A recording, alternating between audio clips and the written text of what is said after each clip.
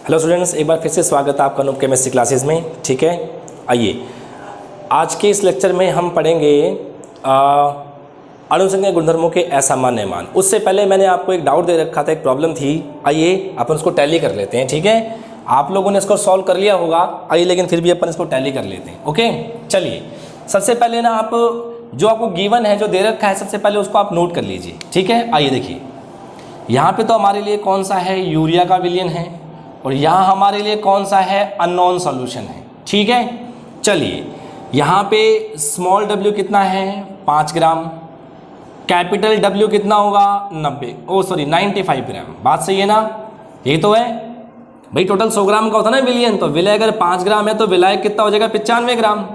ऐसे ही हमारे पास ये है, यहाँ पे स्मॉल w है 10 ग्राम, तो कैपिटल W कितना हो जाएगा, 90 ग्राम। बोलो कोई दिक्कत, बात सही है। आइए, हमें पता है पाई वी इक्वल्स टू होता है NST, pi V equals to होता है NST। यहाँ पे मैं पाई 1 बोलूँगा, बात सही है, यहाँ पे मैं पाई 2 बोलूँगा। ओके, कोई दिक्कत बोलो यहाँ तक, सही है, ठीक है। अच्छा, अगले स्टेप में क्या हो जाएगा, पाई वी इक्वल्स टू W/MW/ST। ठीक है, यहाँ पे क्या हो जाएगा, पाई 2V W/MW/ST। ठीक है, अब देखो यहाँ पे मैं पाई 1 कहूँगा, दैट इज WST, ठीक है ना, MW इंटू V। यहाँ मैं कहूँगा pi 2 equals to WST/MW into V। ठीक है, अब देखो यहाँ पे क्या है, W1 कह दिया, W2 कह दिया, MW1 कह दिया, MW2 कह दिया, W1 MW1 W2 MW2 कह दिया मैंने। लेकिन देखेंगे आप ना, V क्वेश्चन के अंदर में कहीं पे आयतन की बात नहीं चल रही, तो V से V कैंसिल, S से S कैंसिल, कांस्टेंट है, ताप भी क्या हो जाएगा, कुछ दे नहीं रखा। अगर मान लीजिए गिवन भी होता तो वो भी कांस्टेंट होता। विलयन कैसा है, समपराशरी। ठीक है ना, तो क्या हो जाएगा, पाई 1 इक्वल्स टू पाई 2, ये होगा ना भाई। तो यहाँ पे क्या आ जाएगा, W1ST/MW1 इंटू V बराबर W2ST/MW2 इंटू V। ठीक है ना, ST से ST, V से V, हमारे पास क्या आ जाएगा, हमारे पास आ जाएगा W1/MW1 इक्वल्स टू W2/MW2 हो जाएगा।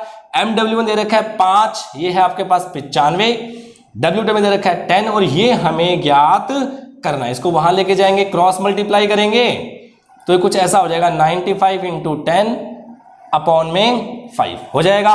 कैंसिल कर दो, 5 से कितना हो जाएगा, 5 1 5, 5 1 45, यानी 190 ग्राम मोल इनवर्स। ये हमारे पास उस अननोन सॉल्यूट जो है, अज्ञात विलय जो है, उसका आपके पास में क्या आ जाएगा, अणुभार आ जाएगा। है कि नहीं है, बहुत सिंपल है। आपको जो गिवन है ना, पहले वो लिखते जाइए। ठीक है, 5% का मतलब है विलय 5 ग्राम है, विलायक 95 ग्राम है। 10% का मतलब है विलय 10 ग्राम है, विलायक 90 ग्राम है। हमारे पास फॉर्मूला होता है पाई वी इक्वल टू NST, दोनों के लिए लगाएंगे। यहाँ पे अपन क्या बोल देंगे, N1ST, यहाँ पे क्या देंगे, N2ST। बात ठीक है। VSOT कांस्टेंट है, कॉमन है, तो वो आपस में कैंसिल हो जाएंगे। पाई 1 बराबर पाई 2 होता है, तो हमारे पास बचेगा W1/MW1 W2/MW2। W1 गिवन है, MW1 गिवन है, W2 गिवन है, हमें ज्ञात का क्या करना है, MW2 ज्ञात करना है, जो हमारे पास कितना निकल के आ जाएगा, 190 ग्राम मोल इनवर्स निकल के आ जाएगा। ठीक है भाई, तो परासन दाब पर भी हमने 2 न्यूमेरिकल कर लिए हैं। ठीक है, तो यहाँ पर हमारे अणुसंख्यक गुणधर्म जो 4 प्रकार के थे, वाष्प दाब का आपेक्षिक अवनमन, क्वथनांक में उन्नयन, हिमांक में अवनमन और परासन दाब, ये चारों टॉपिक आपके खत्म हो जाते हैं। ठीक है भाई, चलिए अब हम बात करते हैं अणुसंख्यक गुणधर्मों के असामान्य मान। ठीक है, हम किसकी बात करेंगे, अणुसंख्यक गुणधर्म के असामान्य मान, असामान्य मान। ठीक है भाई, देखो बहुत सिंपल है, बहुत ही सिंपल है। ठीक है, आपके पास कोई एक विलय है, ठीक है, मान लीजिए उसका एक कण है आपके पास, कितना है, एक कण। आपने उसे किसी विलायक में घोला है, घोलने के बाद में भी वो केवल एक ही कण रहे। ठीक है, घोलने से पहले कितना कण लिया, एक, उसे बोलते हैं सैद्धांतिक मोल, सैद्धांतिक मोल कहते हैं। उसे सैद्धांतिक मान कह दो, सैद्धांतिक मोल कह दो। ठीक है। अब आपने उसे किसी विलायक में घोला और घोलने के बाद में भी वो केवल एक ही कण रहा, इसे कहते हैं प्रेक्षित मोल। क्या बोलते हैं इसको? प्रेक्षित मोल। तो अगर प्रेक्षित मोल और सैद्धांतिक मोल बराबर आ जाए तो इसे अपन बोलते हैं अणुसंख्यक गुणधर्मों के सामान्य मान। क्या बोलेंगे? अणुसंख्यक गुणधर्मों के सामान्य मान। ठीक है।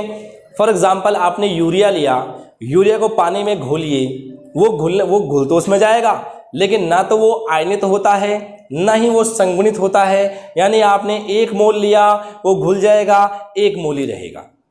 1 कण लिया वो घुलेगा, वो 1 कण ही रहेगा। यानी जब किसी विलय को किसी विलायक में घोला जाता है, यदि वह उस विलायक में न तो आयनित होता है और न ही संगुणित होता है, तो उसके प्रेक्षित मोल या उसके प्रेक्षित मान सैद्धांतिक मानों के समान प्राप्त होते हैं। इसे हम बोलते हैं अणुसंख्यक गुणधर्मों के सामान्य मान। मैंने क्या लिखा है यहाँ पर? असामान्य। मैंने परिभाषा कौन सी बताई है? सामान्य मान की।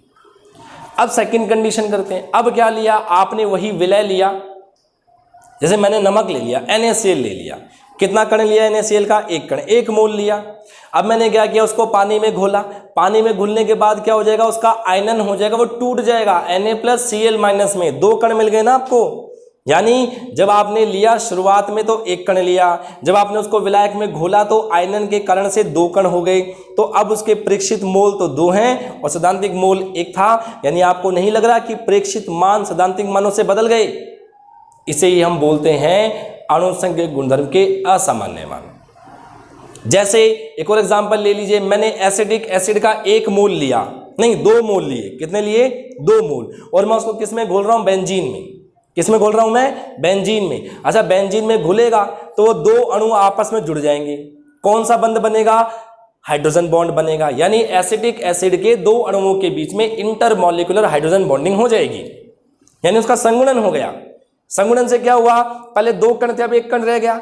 यानी वापस से इस बार प्रेक्षित मान सैद्धांतिक मानों से अलग हो गए। इसे अपन बोलते हैं अणुसंख्यक गुणधर्मों के असामान्य मान। ठीक है। तो अगर इसको अपन लैंग्वेज में कुछ कहना चाहेंगे तो क्या बोलेंगे कि यदि कोई विलय किसी विलायक में या तो आयनित हो जाता है या फिर संगुणित हो जाता है, तो उसके प्रेक्षित मान, उसके प्रेक्षित मोल उसके सैद्धांतिक मोल से बदल जाते हैं। इसे अणुसंख्यक गुणधर्म के असामान्य मान कहते हैं।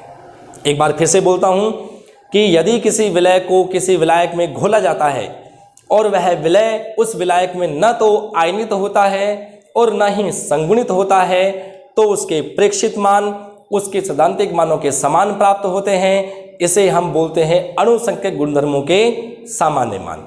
परंतु यदि कोई विलय किसी विलायक में या तो हो जाता है आयनित या हो जाता है संगुणित, तो उसके प्रेक्षित मान उसके सैद्धांतिक मानों से बदल जाते हैं। इसे ही हम क्या बोलते हैं? अणुसंख्यक गुणधर्मों के असामान्य मान।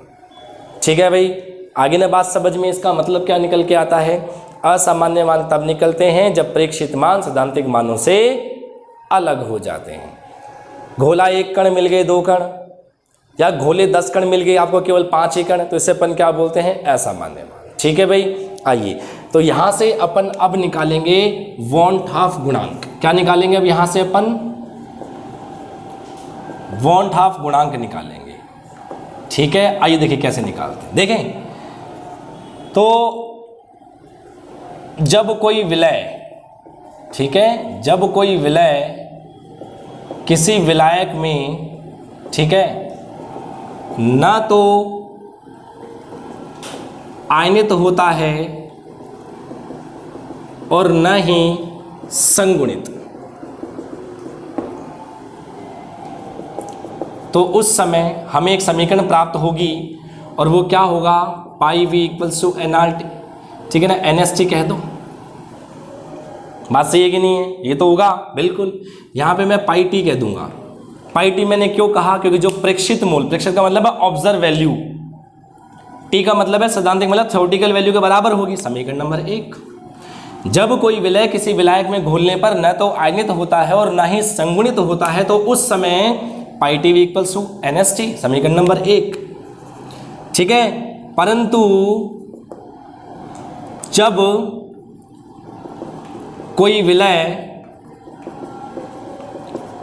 किसी विलायक में जब कोई विलय किसी विलायक में या तो आयनित हो जावे या संगुणित हो जावे तो उस समय हमें समीकरण कौन से मिलेगी? Pi V equals to I N S T. यहाँ पर मैं ओ बोलूँगा, दिस इज ऑब्जर्व वैल्यू। परासन दाब कौन से? प्रेक्षित है। ठीक है भाई, यहाँ पर जहाँ आई बराबर क्या है? वॉन ऑफ गुणांक है। ठीक है, अब क्या होगा? समीकरण नंबर 2, फिर मैं क्या करने वाला हूँ? समीकरण नंबर 2 डिवाइडेड बाय समीकरण नंबर 1 हो जाएगा। Pi naught V upon pi T V equals to I N S T upon N S T हो जाएगा। इस एन एस टी से एन एस टी कट गया, वी से वी कट गया, हमारे पास क्या आ जाएगा? I equals to pi naught upon pi T. इसका मतलब क्या हुआ? परासन दाब के प्रेक्षित मान तथा परासन दाब के सैद्धांतिक मान। ठीक है ना। पाई ओ क्या है? This is observed osmotic pressure. Osmotic pressure, इसे अपन क्या बोलते हैं? प्रेक्षित। क्या बोलेंगे इसको अपन? इसको बोलेंगे प्रेक्षित परासरण दाब। और ऐसे ही पाई टी क्या होता है? थ्योरेटिकल। ठीक है ना, थ्योरेटिकल ऑस्मोटिक प्रेशर, इसे अपन क्या बोलते हैं? सैद्धांतिक परासरण दाब। ठीक है भाई, तो परिभाषा क्या निकल गई? परासन दाब के प्रेक्षित मान तथा परासन दाब के सैद्धांतिक मानों का अनुपात वॉन ऑफ गुणांक कहलाता है। परासन दाब के प्रेक्षित मान तथा परासन दाब के सैद्धांतिक मानों का अनुपात वॉन ऑफ गुणांक कहलाता है। आगे समझ में? बहुत सिंपल था, कोई प्रॉब्लम नहीं है। ठीक है, अगर कोई विलय ना तो टूट रहा है ना जुड़ रहा है तो सिंपल समीकरण ये आएगी। अगर कोई विलय टूट जाए या जुड़ जाए तो समीकरण ये आएगी। इसमें इसका डिवाइड करिए, I equals to pi naught upon pi T आ जाएगा। यानी परासन दाब के प्रेक्षित मान परासन दाब के सैद्धांतिक मानों का जो अनुपात है वो क्या कहलाएगा? आपका वॉन हाफ गुणांक कहलाएगा। कहीं कोई दिक्कत? एकदम सिंपल है, कोई प्रॉब्लम नहीं। ठीक है, अब यहाँ से एक बात और है। ठीक है, मैं इसको यहाँ से मिटा देता हूँ, उसको आगे बढ़ते हैं अपन। तो अब आपके दिमाग में क्वेश्चन आएगा कि सर ये परासन दाब से ही है क्या? अपन वॉन्ट ऑफ गुणांक को क्या सिर्फ इस तरीके से ही डिफाइन कर सकते हैं क्या? नहीं, हमारे पास एक तरीका और है डिफाइन करने का। आइए मैं बताता हूं आपको। ठीक है, तो देखिए I इक्वल्स टू, देखो हमने सबसे पहला कौन सा अणुसंख्यक गुणधर्म पढ़ा था? वाष्प दाब का आपेक्षिक अवनमन। तो मैं इसको क्या लिखूंगा? Del P upon del P, but this is observed value, this one is theoretical value. यानी वाष्प दाब के आपेक्षिक अवनमन के प्रेक्षित मान तथा वाष्प दाब में आपेक्षिक अवनमन के सैद्धांतिक मानों का जो अनुपात है वो वॉन ऑफ गुणांक कहलाता है। आप बोलेंगे सर नहीं, हमें तो ये परिभाषा पसंद नहीं आई, हम तो भैया ये परिभाषा नहीं कहेंगे, कोई और परिभाषा बताओ। तो भाई अपन ने अगला अणुसंख्यक गुणधर्म कौन सा पढ़ा है? क्वथनांक में उन्नयन, डेल टी बी, इसे अपन बोलते हैं क्वथनांक में उन्नयन अपॉन डेल टी बी। तो इससे अपन क्या बोलेंगे? इसका ऑब्जर्व्ड वैल्यू, इसकी थ्योरेटिकल वैल्यू। यानी क्वथनांक में उन्नयन के प्रेक्षित मान तथा क्वथनांक में उन्नयन के सैद्धांतिक मानों का जो अनुपात है वो क्या कहलाएगा? परासन दाब कहलाएगा। आप बोलोगे नहीं सर हमें तो ये भी पसंद नहीं आई, कोई और बताइए कि किसी और तरीके से हम इसे को डिफाइन कर सकें। तो आइए अपन कोई और तरीका पसंद कर लेते हैं। हमने अगला क्या पढ़ा था भैया?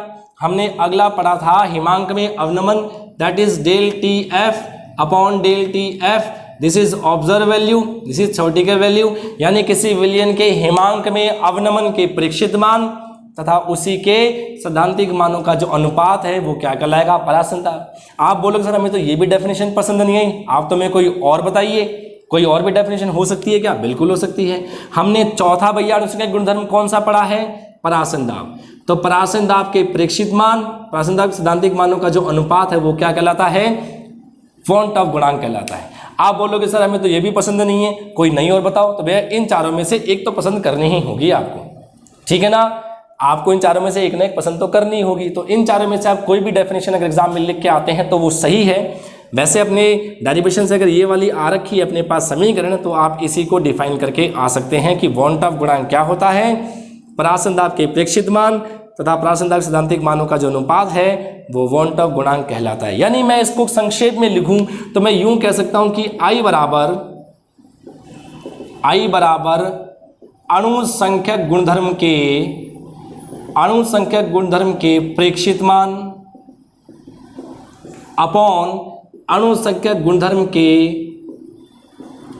सैद्धांतिक मानों का जो अनुपात है वॉन ऑफ गुणांक कहलाता है। आप परिभाषा ये भी लिख के आ सकते हो, ठीक है ना, क्योंकि ये सब क्या है, अणुसंख्यक गुणधर्म है, प्रेक्षित मान ऊपर है, सैद्धांतिक मान नीचे हैं। तो किसी विलयन के अणुसंख्यक गुणधर्मों के प्रेक्षित मान तथा उसके सैद्धांतिक मानों का जो अनुपात है वो क्या कहलाता है, वॉन ऑफ गुणांक कहलाता है। कहीं कोई प्रॉब्लम? बहुत सिंपल है। यहाँ पर एक चीज और ध्यान रखिएगा, नोट डाल के लिख रहा हूं मैं आपको कि जो I बराबर होता है, अगर मैं अणुभार की बात करता हूँ, किसकी बात करता हूँ, अणुभार की, तो उसके इसके सैद्धांतिक मान तो होते हैं ऊपर और प्रेक्षित मान होते हैं नीचे।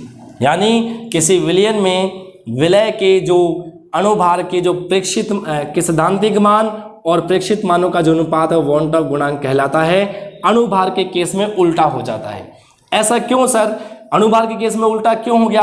क्योंकि आप इन चारों के फॉर्मूले में देखेंगे तो विलय का अणुभार नीचे आता है। जैसे मैं आपसे कहूं डेल पी का फॉर्मूला क्या होता है, डेल पी का फॉर्मूला क्या था, W1 upon W2 MW2 upon MW1, this is, ये होता है विलय का अणुभार, ठीक है।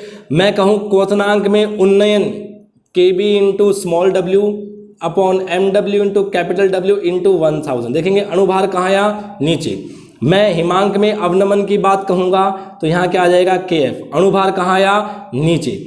मैं अगर परासन दाब की बात करता हूँ तो पाई इक्वल्स टू क्या आता है, NST अपॉन V, N क्या होता है, ग्राम्य भार बटे अणुभार, यानी अणुभार कहाँ आया, नीचे आया, यानी इसके इन्वर्स होता है। यानी जो आपके अणुसंख्यक गुणधर्म होते हैं अणुभार के इन्वर्स होते हैं, यानी उसके रेसिप्रोकल में होते हैं, व्युत्क्रम में होते हैं। इसलिए जब अणुभार को अगर अपन देखेंगे तो सैद्धांतिक मान आ जाएगा ऊपर और प्रेक्षित मान आ जाएगा नीचे। न्यूमेरिकल में इस चीज का विशेष ध्यान रखिएगा। बाकी सभी केस में सिंपली अगर बात कही जाए तो अणुसंख्यक गुणधर्मों के प्रेक्षित मान होते हैं ऊपर और सैद्धांतिक मान होते हैं नीचे, लेकिन अणुभार वाले केस में सैद्धांतिक मान तो होते हैं ऊपर और प्रेक्षित मान होते हैं नीचे। कहीं कोई प्रॉब्लम? एकदम सिंपल है, ठीक है। चलिए इसका अपन एक लास्ट टॉपिक पे पहुंचते हैं, ठीक है, फिर ये चैप्टर आपका खत्म हो जाएगा, ठीक है। आइए, ठीक है,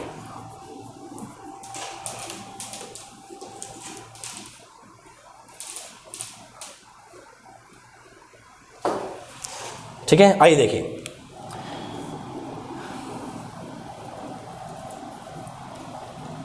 यहां अपन निकालेंगे वियोजन की मात्रा,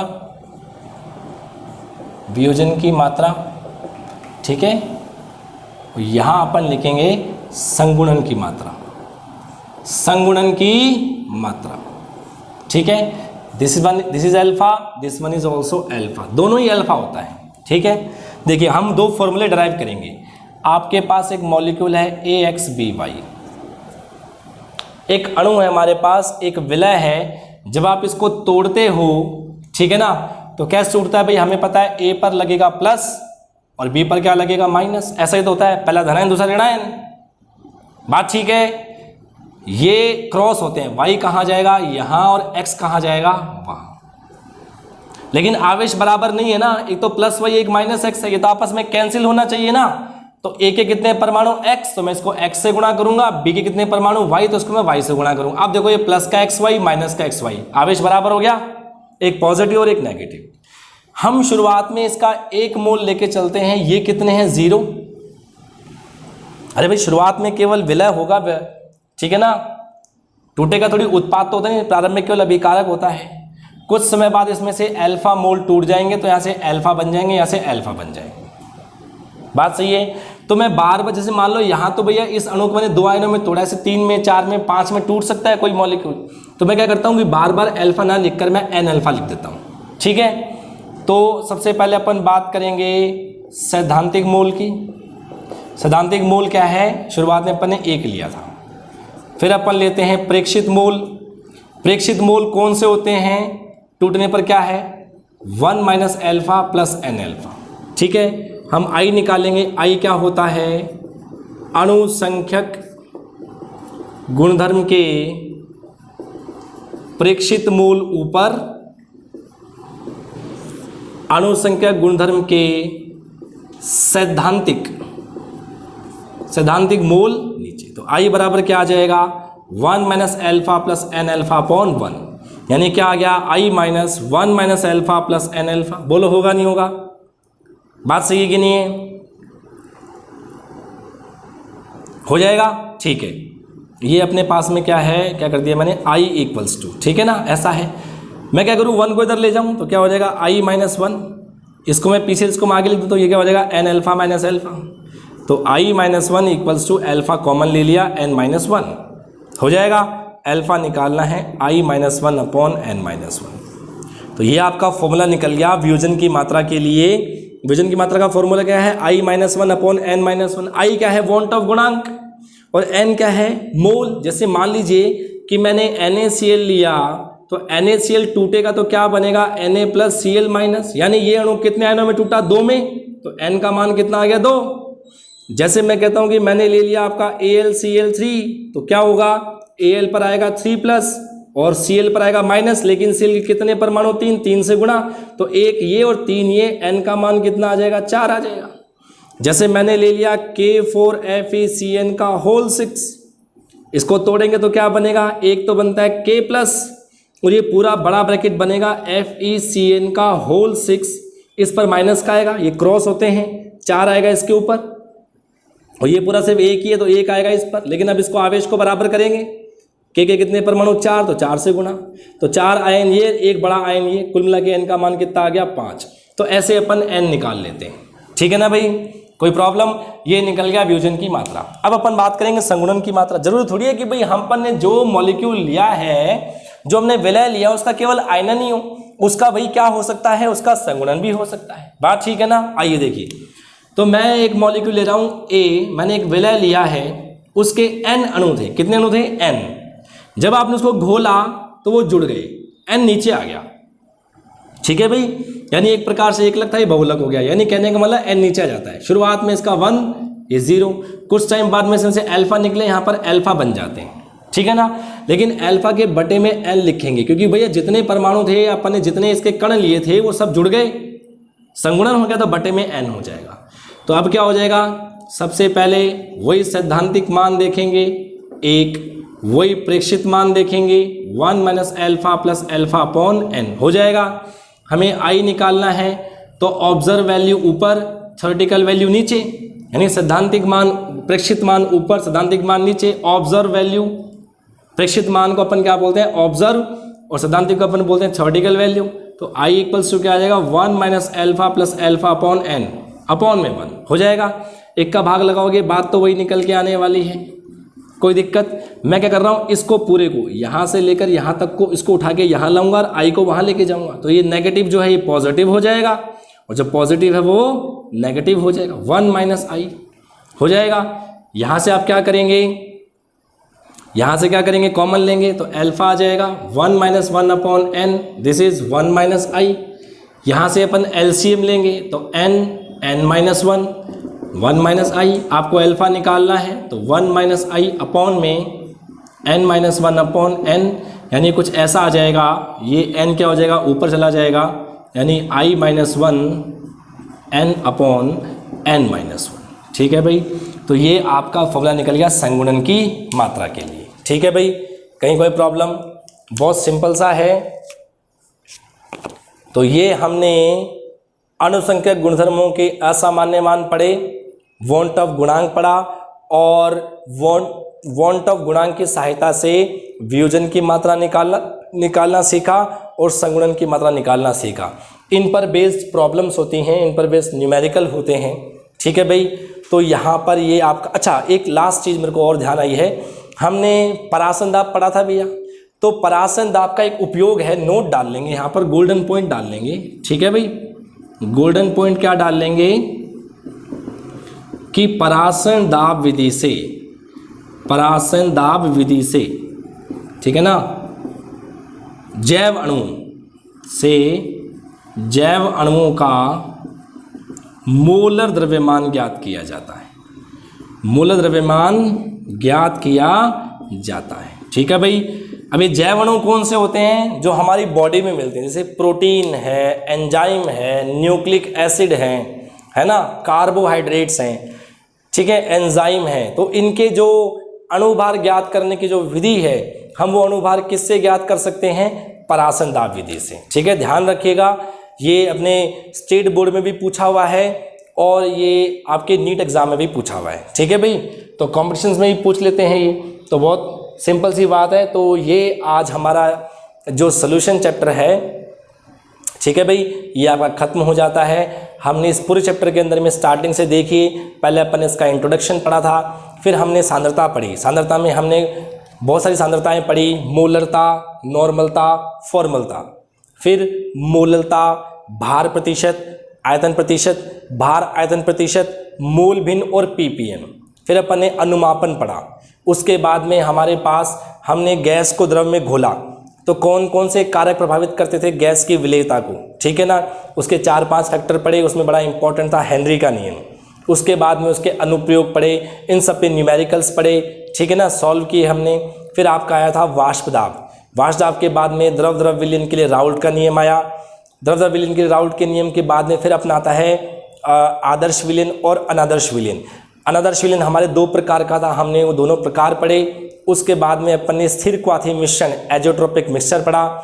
उसके बाद अणुसंख्यक गुणधर्म स्टार्ट किए, वो 4 प्रकार के थे। वाष्प दाब का अपेक्षिक अवनमन, क्वथनांक में उन्नयन, हिमांक में अवनमन, परासरण दाब। और उसके बाद में परासरण दाब के बेसिस पर हमने 3 प्रकार के विलयन पढ़े, समपरासरी, अति परासरी और अल्प परासरी। ठीक है, और फिर अपन ने पढ़ा अणुसंख्यक गुणधर्मों के असामान्य मान, वॉन्ट ऑफ गुणांक, और 2 फॉर्मूले अपन ने डराइव किए, वियोजन की मात्रा और संगुणन की मात्रा। ठीक है भाई, तो आपका ये सोल्यूशन चैप्टर खत्म हो जाता है। इस पूरे चैप्टर को आप अच्छे से पढ़िए, बहुत सिंपल है।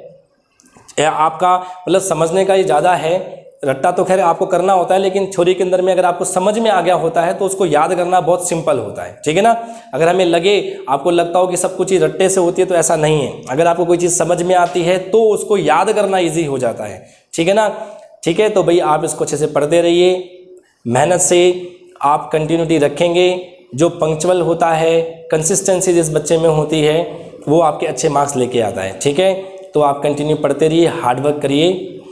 अपन मिलेंगे नेक्स्ट चैप्टर के अंदर में। जो नेक्स्ट वीडियो होगा वो हमारा नेक्स्ट चैप्टर का होगा और वो होगा आपका इलेक्ट्रोकेमिस्ट्री।